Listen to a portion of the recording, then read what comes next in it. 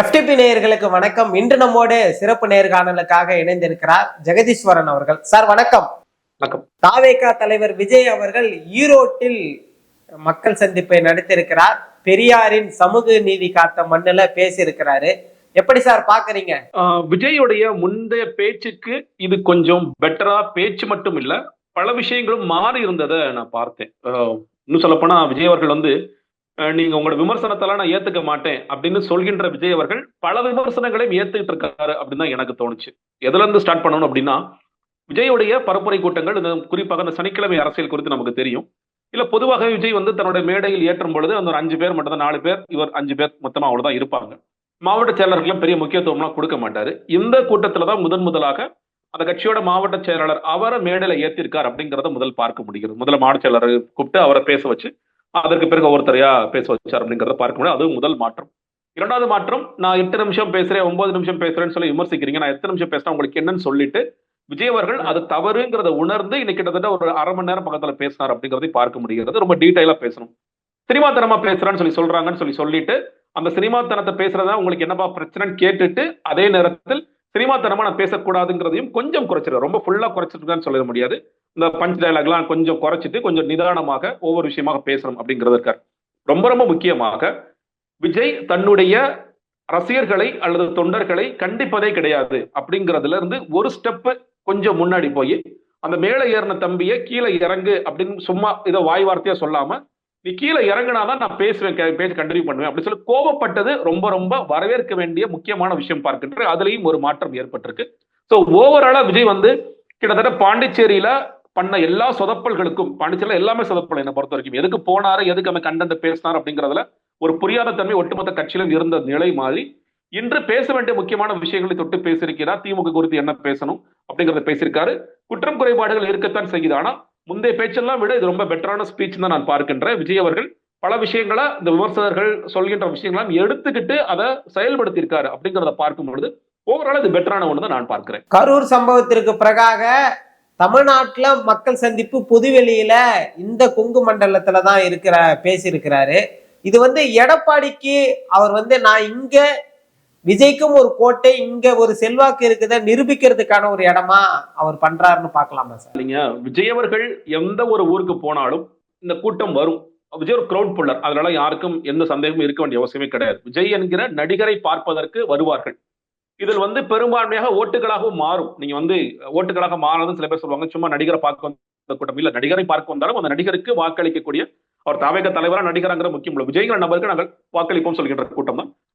இந்த கூட்டம் வரத்தான் செய்யுங்கிறது எல்லாருக்குமே தெரிந்த ஒன்றுதான்.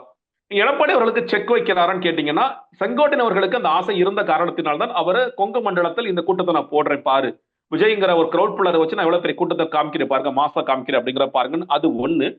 கண்டென்ட் வைஸாவும் இன்னைக்கு விஜய் மறுபடியும் திமுகவுடைய விஷயங்களை விமர்சனம் பண்ணிக்கிட்டே இருந்தால் கூட அவர் ஒரு இடத்துல சொல்லும் பொழுது, களத்திலே இல்லாத மற்ற கட்சிகளை குறித்து நான் ஏன் பேசணும் அப்படின்னு சொல்லும் பொழுது நீ கிட்டத்தட்ட அதிமுகவை ஒதுக்கி விட்டுட்டு போறாரு. நிறைய பேர் சொல்றாங்க, என்ன பொறுத்த வரைக்கும் அது அதிமுக தான் ஒதுக்கிட்டு போறாரு, அதிமுக குறித்து நான் எங்க பேசணும், அதிமுக சொல்ல போனா அதிமுக வாக்குல தான் நான் குறி வைக்கிறேங்கிறதையும் அவர் சொல்றாரு. மறைமுகமான செய்தி என்பது அவர் ஜெயலலிதா குறித்து பேசும் பொழுது, எம்ஜிஆர் குறித்து பேசும் பொழுது, எம்ஜிஆர் நான் எடுத்துக்கிட்டேன்னா அதெல்லாம் நீங்க கேள்வி கேட்க கூடாதுன்னு சொல்வதன் மூலியமாகவும், செங்கோட்டையனை கட்சி கொண்டு வந்திருக்கேன், இன்னும் பல பேர் வருவாங்க, நான் அவங்களாம் நான் அங்கீகரிப்பேன் சொல்வதன் மூலியமாகவும் நீங்க அதிமுக குறித்து அவர் மறைமுகமாக நீங்க எல்லாம் ஆளே கிடையாது, இந்த போட்டி என்பது திமுக அகென்ஸ்ட் தாவேகா அப்படின்னு சொல்வதன் மூலியமாக அதிமுக ஒரு செக் வச்சுட்டார் தான் பார்க்கின்றேன். உண்மையிலேயே இந்த பேச்சை கேட்டு ஒருவர் மிக சங்கடத்திற்கு ஆளாகி இருப்பார்கள், அது எடப்பாடி பழனிசாமி தான் என்ன பொறுத்த வரைக்கும். ஏன்னா விஜய்க்காக எவ்வளவு தூரம் இறங்கி பேசுறாரு பார்க்கணும். கரூரோட ஸ்டாம்பீடுக்கு பிறகு விஜய்க்காக முழுமையா இறங்கி பேசினார். அவன் சொந்த கட்சிக்காரன் கூட இவ்வளவு தூரம் அவர் பேசியிருப்பாருங்கிறது தெரியல. சட்டமன்றத்துல சிறப்பு கவன ஈர்ப்பு தீர்மானம் கொண்டு விஜய்க்காக எவ்வளவு தூரம் இறங்கி பேசினார். கட்சியோட தாவேக்கோட செய்தி தொடர்பாளர்கள் பேச மறுத்துட்டு இருக்கும் பொழுது தான் ஒரு செய்தி தொடர்பாளரை மாறி பேசுற எடப்பாடி பழனிசாமி அவர்கள் விஜய்க்காக முழுசா முட்டு கொடுத்தார். நீங்க தன்னுடைய பரப்புரை கூட்டங்கள்ல ஒரே ஒரு கொடியை பார்த்து ரொம்ப குதூகலிச்சார். பிள்ளார் சொல்லி போடப்பட்டது வந்துட்டாங்க ரொம்ப துள்ளி குதிச்சார். ஆனா அது எல்லாவற்றிற்கும் விஜய் அவர்கள் அப்பெல்லாம் ரொம்ப நீங்க துள்ளி குதிக்காதீங்க, நான் உங்கள் கட்சியை ஒரு பெரிய கட்சியாவே மதிக்கிறது கிடையாது. இன்னும் சொல்ல போனா நீங்க எந்த வாக்குகளை குறி வச்சிருக்கீங்களோ அதே வாக்குகளை தான் நானும் குறி வைக்கிறேன், உங்க வாக்கள் தான் எனக்கு வரப்போகுது அப்படிங்கறத சொல்றாரு. நீங்க 2016 வரைக்கும் நீங்க ஜெயலலிதா அவர்களுக்கு அபரிதமான பெண்கள் வாக்கள் இருந்தது. நீங்க ஜெயலலிதாவோட மறைவிற்கு பிறகு அந்த அந்த வாக்குகள் எல்லாம் நிறைய ஷிஃப்ட் ஆனிச்சு. யாருக்கு ஷிஃப்ட் ஆனிச்சா திமுக ஷிஃப்ட் ஆனிச்சு. திமுக இன்னைக்கு வரைக்கும் தக்க வைக்கிறதுக்காக தான் வந்து நீங்க விடியல் பயணம், மகளிர் உரிமை திட்டம், நீங்க வந்து புதுமைப்பெண் திட்டம் போன்ற திட்டங்கள் தொடர்ச்சியா சொல்லிட்டே இருக்காங்க. பெண்களை அதிகாரப்படுத்தாட்டியும் அந்த இடத்துல சேர்த்து கவனமா சொல்லி அதிகாரப்படுத்தாட்டியும் பெண்களை வாக்கு வங்கியாக பயன்படுத்துவதற்குரிய அத்தனை அம்சங்களையும் திமுக தொடர்ச்சியா செய்து கொண்டே வருகிறார்கள்.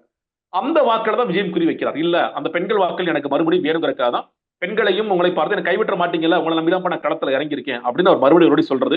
பெண்களுக்கு முக்கியத்துவம் கொடுப்பது, பெண்களை வந்து மேடைகளில் முன்னாடி வர வைக்கிறது. அவரும் வந்து திமுக எப்படி பெண்களுக்கு அதிகாரம் கொடுக்க மாட்டேங்கிறாங்களோ அவரும் அதிகாரம் கொடுப்பதற்கு தயாராக இல்லை. ஏன்னா பெண்களுக்கு அதிகாரம் கொடுக்க மாட்டேங்கிறாங்கன்னு ஒரு பக்கம் பேசிட்டு அந்த மேடைகளிலும் யாரும் பெண்கள் இல்லைங்கிறத பார்க்க முடிகிறது. அது ஒரு பக்கம் இருந்தால் கூட அந்த வாக்களை குறிவைக்கிறார். ஒட்டுமொத்தமாக அதிமுக வாக்கு வங்கி குறி வச்சுதான் இவர் ஒட்டுமொத்தமாக வேலை செய்கின்றார். களம் என்பது தாவேக எகெயின்ஸ்ட் டிஎம்கே திமுக அப்படி மாறணும்னு நினைக்கின்றார். அது கட்டமைப்பு ரீதியாக மாறுமாங்கிறது வேற ஒரு விவாதம்.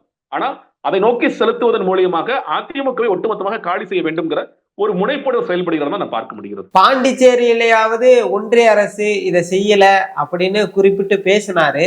இங்க வந்து வெறும் கொள்கை எதிரி என்ற ஒற்றை வார்த்தையில மட்டும்தான் பாஜகவை முன்னிறுத்தினாரே தவிர மற்ற எங்கேயும் நம்ம எல்லாரும் எதிர்பார்த்தோம் தமிழ்நாட்டுல திருப்பரங்குன்ற இஷ்யூ எடுத்து பேசுவாரு அப்படின்னு எதிர்பார்த்தோம். அதுவும் பேசல. அது பேசாததுக்கு காரணம் இருக்கிறதா பாக்குறீங்களா சார்? இல்லங்க, எந்த காரணமும் இல்லைங்க. நீ சொல்ற மாதிரி விஜய் நிச்சயமாக பேசியிருக்க வேண்டும். நீங்க சில நேரங்கள்ல விஜயோட கட்சியோட தன்மை எப்படின்னு கேட்டீங்கன்னா, விஜய் சில விஷயங்களை பேச வேண்டாம்னா அடுத்தடுத்தாக இருக்கக்கூடிய புஷி ஆனந்த் வச்சு, ஆதவ அர்ஜுனா வச்சு, அருண்ராஜ் அறிக்கையெல்லாம் கொடுப்பாங்க. இது இயல்பாக நடக்கக்கூடிய ஒன்று. திருப்பரங்குன்ற விஷயம்ல யாருமே இதற்கு கருத்து சொல்லவே இல்லை. அதை அறிக்கைகளாக சொல்லவே இல்லை. அறிக்கைகளாக இன்னைக்கு வரைக்கும் திருப்பரங்குன்றம் இன்னைக்கும் வழக்கு போயிட்டு இருக்கு. இப்ப கூட பேசலாம், ஏங்க அன்னைக்கு பேசல, ஏங்க இன்னைக்கு பேசுறீங்க, யாரும் கேட்கலாம் மாட்டாங்க. இன்னைக்கும் விஜய் அவர்களுக்கு இந்த மேடையை பயன்படுத்தி கொண்டு பேசியிருக்கலாம். அதற்கு முன்னாடி அறிக்கைகள் கொடுத்திருக்கலாம், யாரும் கொடுக்கலாம். இதை விட ஒருபடி மோசம், சீட்டா நிர்மல்குமார் கிட்டத்தட்ட பாஜகவோட சப்போர்ட்டர் மாதிரி அவர் இன்னுமே RSS தான் இருக்கோங்கிறத நினைச்சுக்கிட்டு, பாஜக தான் நம்ம வாழ்ந்துட்டு இருக்கோம் நினைச்சுக்கிட்டு அவர் வந்து எடுக்கின்ற லைன் ரொம்ப ஆபத்தான ஒரு லைன் எடுக்கிறார். அவர் வந்து ஆமா திமுக தானே தப்பு செஞ்சாங்க, கோர்ட்ல திமுக ஏங்க காத்து இருந்தாங்க அப்படின்னு வித்தியாசமான லைன் எடுத்தார். அருண்ராஜ் அவர்களும் இந்த இஷ்யூக்குள்ள போகாம அண்ணாமலை விமர்சிச்சு பேசுறாரே தவிர அருண்ராஜ் இந்த இஷ்யூக்குள்ள எங்களோட நிலைப்பாடு என்னங்கிறத பேசாம மறுத்துக்கிட்டே இருக்கார். அப்போ இந்த நேரத்தில் நிச்சயமாக விஜய் அவர்கள் இந்த திருப்பரங்குன்றம் பிரச்சனை குறித்து பேசியிருக்க வேண்டும். நீங்க சும்மா கொள்கை எதிரி பாஜக, கொள்கை எதிரி பாஜக, கொள்கை எதிரி பாஜக, இதெல்லாம் சரிங்க, ஓகே. ஏன் கொள்கை எதிரி பாஜக இந்த இடத்துல நீங்க பேசி ஆகணும்? திருப்பரங்குன்றம் குறித்து பேசியிருக்க வேண்டும், நமக்கான நிதிச்சிக்கல் குறித்து பேசியிருக்க வேண்டும், கல்வியில் நமக்கு மறுக்கப்படும் உரிமைகள் குறித்து பேசியிருக்க வேண்டும், இதெல்லாம் SIR குறித்து பேசியிருக்க வேண்டும். இதெல்லாம் பேசினாதான் பரவாயில்ல விஜய். ஏன்னா அந்த ஸ்பேஸ் இருக்கணும்னு நீங்க நினைக்கிறீங்க இல்லையா? திமுக அகேன்ஸ்ட் பாஜகங்கிற ஒரு ஐடியாலஜிக்கல் ஸ்டான்ஸ் இருக்கும்போது அந்த இடத்தை இறக்கணும் நீங்க உண்மையிலே விரும்புனீங்கன்னா அதை நீங்க செய்ய வேண்டும். ஏன் செய்ய மறுக்கிறீங்கன்னு தெரியல. ஒருவேளை கரூருடைய வழக்கு அங்கே நடந்துட்டு இருக்கு, அதனால நம்ம அதை குறித்து பேச வேண்டாம்னு நினைக்கிறாரா? இல்ல எதிர்காலத்தில் அவருக்கு வேறு ஏதும் கூட்டணி திட்டங்கள் இருக்காங்கிறது நம்மளால புரிஞ்சுக்க முடியல. ஆனால் நிச்சயமாக கொள்கை எதிரியான பாஜக குறித்து இன்னும் கடுமையான முன்னாடி பேச கூட பேச மறுக்கிறார். பாண்டிச்சேரியில கொள்கை எதிரிங்கிற வார்த்தையை சொன்னாரே தவிர அவர் கிட்டத்தட்ட புகழ்ந்துட்டுல வராது. நீங்க வந்து அந்த காவல்துறை யார் வச்சிருக்காங்க, உள்துறை யார் வசம் இருக்கிறது, அவரை வந்து நான் பாஜக அமைச்சரை புகழ்றாரு. பாஜக அமைச்சருக்கு ஏன் வந்து பொறுப்பு கொடுக்கலன்னு சொல்லி கேட்கிறாரு. ஒன்றிய அரசு சும்மா பேர போக்குல பேசினா கூட உண்மையில் விஜய் முழுக்க முழுக்க பாஜக புகழ்ந்துட்டு வந்தார். அப்ப அதற்கு ஒரு மறுமொழியாக நீங்க பதிலடியாக நீங்க கொடுத்திருக்க வேண்டும்.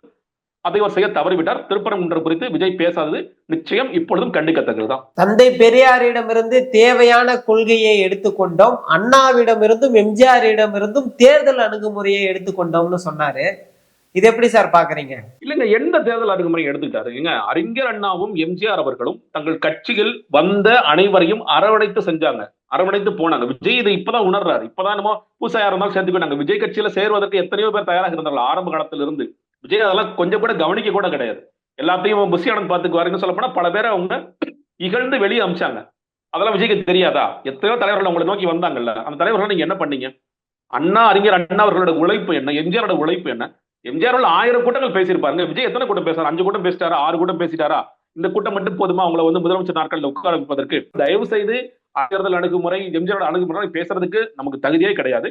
ஏன்னா அறிஞர் அண்ணாவோட உரை ஒவ்வொன்றும் அவ்வளவு அறிவுபூர்வமாக இருக்கும். எளிய மக்களுக்கு கொண்டு போய் எப்படி சேர்க்கணும். இன்னைக்கு விஜய் என்ன பேசினாலும் ஏன் போகுதுன்னா அந்த வர்ற கூட்டம் என்பது விஜய் நடிகர் என்ன பேசுறான்னு போனா வாய செஞ்சுட்டு போனா கூட ஒரு டான்ஸ் ஆனா கூட கைத்தறி ரசிக்கிற கூட்டம் தான்.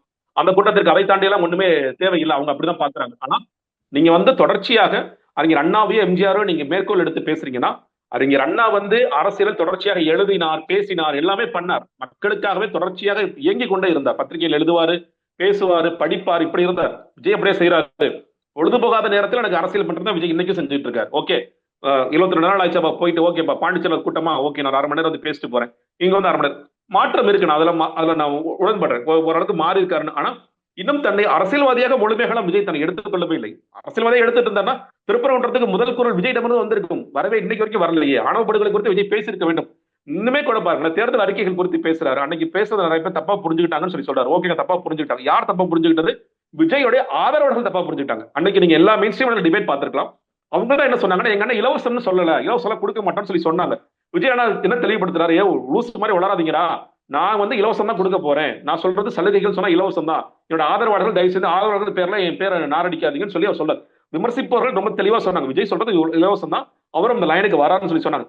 இன்னைக்கே கூட என்ன சொல்றாரு, இந்த வீடுகள் குறித்து சொல்றாங்க, அவங்க கொடுத்துட்டாங்க இவங்க கொடுத்துட்டாங்க. ஆமா, அதுக்கு அவர் என்ன பதில் கேட்கிறாரு, அப்ப எத்தனை பேர் வாடகை வீட்டுல இருக்கீங்க, வாடகை வீட்டுல யாருமே இல்லையா? சரிங்க, ஓகே, ரொம்ப ரொம்ப கிளாரிட்டியா புரிஞ்சிச்சு விஜய் என்ன பேச வராருன்னு. நான் வாடகை வீட்டுல இருக்கேன், என் வாடகை விஜய் வந்துட்டாருன்னா வாடகை இல்லாம பண்ணிடுவாரா, இல்ல அந்த வீட்டை ஓனர்கிட்ட பேசி சொந்த வீடை எழுதி கொடுத்துருவாரா, இல்ல எனக்கு இதே மாதிரி ஒரு வீடை கட்டி கொடுத்துருவாரா? சென்னையில இப்ப நீங்க ஒரு வாடகை வீட்டுல இருக்கலாம், நீங்க வந்து ஒரு 15,000 கொடுத்துருக்கலாம் வச்சுக்கோங்களேன். விஜய் வந்தாருன்னா அப்ப இனிமேல் நம்ம வாடகை கொடுக்க வேண்டிய அவசியம் இல்லையா? விஜய் அப்ப எல்லாத்துக்கும் வீடு கட்டி கொடுத்துருவாரா? இது என்ன விதமான வாதம்? யாருக்கு வீடுங்கிறதுலயே ஒரு தெளிவு இல்லை அவருக்கு. யாருக்கு வீடு கொடுக்கணும், இந்த திட்டங்கள் ஏற்கனவே யாருக்கு வீடு கொடுத்து கொண்டிருக்கின்றன, ஏழை மக்களுக்கு எப்படி அரசாங்கம் வீடு கொடுக்கிறது, நீங்க வந்து மிடில் கிளாஸ் மக்களுக்கான ஆப்ஷன்ஸா என்ன வச்சிருக்கு, நான் வந்து இலவசமா இல்ல, ஆப்ஷன்ஸா என்ன வச்சிருக்காங்க, வீட்டு வசதி வாரியம் வந்து குறைந்த விலையில் வீடு கொடுக்குறாங்களா, அதிக விலையில் வீடு கொடுக்குறாங்களா, அப்படி நீங்க பேசணுமே தவிர ஏதோ ஒரு முட்டு கொடுக்கணுமேங்கிறதுக்காக நான் ஏதோ பேசணும் அப்படிங்கிறதுக்காக நான் வாடகை வீடே இல்லையா? அதே மாதிரி உயர்கல்வியில வந்து நம்ம எவ்வளவு எல்லாரும் சொல்றாங்க, ஜிஆர் ரேஷியோட தமிழ்நாடு பெட்டரா இருக்கு. நீங்க வந்து பெஸ்ட்னு சொல்லிட முடியாது, யார் எதையுமே பெஸ்ட் சொல்லிட முடியாது, பெட்டரா இருக்கு. பட் அதை பேசாம ஸ்கூல் டிராப் அவுட்ஸ் அதிகமா இருக்காங்களே, அதுக்கு நீங்க எல்லா விஷயங்களுக்கும் நீங்க சேனல்ல பேசுற மாதிரி பேசிட்டு இருக்க முடியாது. நீங்க அறிவுபூர்வமாக ஆக்கப்பூர்வம் பேச வேண்டிய இடங்கள் இருக்கிறது. அந்த இடத்துல தான் விஜய் இனிமே தொடர்ச்சியா கோட்டை விட்டு இருக்காங்க நான் பாக்குறேன். குறிப்பா விஜய் அவர்கள் வந்து இந்த பேச்சுல வந்து ஒரு விஷயத்த மேல் குறிட்டு பேசினாரு. இந்த திமுக ஆட்சிக்கு எதிராக எம்ஜிஆர் அவர்களும் ஜெயலலிதா அம்மையார் அவர்களும் ஒரு வார்த்தையை தொடர்ந்து பயன்படுத்தினாங்க, திமுக ஒரு தீய சக்தி அப்படின்றத அழுத்தம் திருத்தமா இவர் குறிப்பிட்டு சொல்றாரு. எம்ஜிஆர் ஜெயலலிதா சொன்ன வார்த்தையை விஜய் சொல்வது எந்த அளவுக்கு வந்து களத்துல எதிரொலிக்குன்னு பாக்குறீங்க சார்? இல்ல, எதிரொலிக்கும். ஆனா என்னன்னா, எதற்காக நீங்க ஒவ்வொரு முறைக்கும் இந்த கட்சிகிட்ட கடன் வாங்கிட்டே இருக்கீங்க வார்த்தைகளை? உங்களுக்கு சொந்தமா எழுதுறதுக்கு ஆட்கள் இல்லையா அப்படின்னு தான் தோணும். நீங்க ஏதாவது ஒரு புதிய ஒரு வார்த்தை, இப்போ அரசியல் எதிரி கொள்கை எதிரி அப்படிங்கறது விஜய் அந்த ஸ்ட்ராட்டஜிஸ்ட் யாரையோ எழுதி கொடுத்தாரு, அது இன்னும் களத்துல எடுபடுது இல்ல. அந்த மாதிரி புதிய வார்த்தைகளை கொண்டு வாங்க. விளம்பர மாடல் அரசு அவங்க சொன்னாங்க, நாங்களும் விளம்பர மாடல் போட்டுக்கிறோம், தீய சக்தின்னு சொன்னாங்க, தீய சக்தி, நீங்க ஏன் அதை செய்யறீங்க அப்படிங்கறது ஒரு கேள்வி. இன்னொன்னு, மறைமுகமாக நான் முதல்ல சொன்னேன் இல்லையா, அதிமுக வாக்களை குறிவைப்பதற்கு இவர்கள் பயன்படுத்திய வார்த்தைகளை பயன்படுத்துவதன் மூலியமாக இதை செய்யலாம் அப்படின்னு சொல்லி சொல்றாரு. ஓகேங்க, தீய சக்தி ரைட். இந்த தீய சக்தியை ரீப்ளேஸ் பண்றதுக்கு விஜய் என்ன செய்யறார் அப்படிங்கிற கேள்வி இருக்குல்ல. இன்னைக்கு திமுக அதிமுக எல்லா கட்சிகளும் பம்பரமாக சுழண்டுட்டு இருக்காங்க இந்த தேர்தல் களத்துல, அரசியல் களத்துல ரொம்ப சுழற்றுக்கான்னு தெரியும். விஜய் அதெல்லாம் செய்யவே இல்லை. விஜய் ஒரு கூட்டத்துக்கு வராரு, பேசுறார், கிளம்பி போயிட்டார். அடுத்து விஜய் என்ன செய்வாரு, அடுத்து ஒரு மலேசியால வந்து ஜனநாயக ஆடியோ லான்ச் போயிடுவாருங்க. ஓகே, அடுத்துங்க அதுக்கு முன்னாடி செகண்ட் சிங்கிள் ரிலீஸ் ஆயிடுங்க, அப்புறம் ட்ரைலர் ரிலீஸ் ஆயிடுங்க, அப்புறம் படம் ரிலீஸ் ஆயிடுங்க. இதுதான் விஜயோட ஸ்கெடியூலா இருக்கு. விஜய் அடுத்த ஸ்கெடியூல் என்ன யாருக்குமே தெரியாது.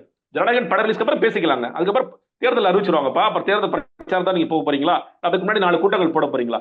அப்ப நீங்க செலக்டிவா தான் இன்னைக்கு வரைக்கும் அரசியல் பண்ணிட்டு இருக்கீங்க. தீய சக்திங்கிற திமுக ரீப்ளேஸ் பண்றதுக்கு நீங்க என்ன செய்யறீங்க அப்படிங்கிறது ஒண்ணு. ஊழல் கட்சி திமுக, ஓகே, ஊழல் கட்சி திமுக உங்க கட்சி நேர்மையான கட்சியா? புசியானம் திருடாத திருட்டையா வந்து இன்னைக்கு இருக்கின்ற அமைச்சர்கள் திருடிட்டு இருக்காங்க. எவ்வளவு திருடுறாங்க. பொறுப்புகளுக்கு திருடுகின்ற கட்சியாக தாவேக தொடர்ச்சியா இருந்துகிட்டே இருக்கு.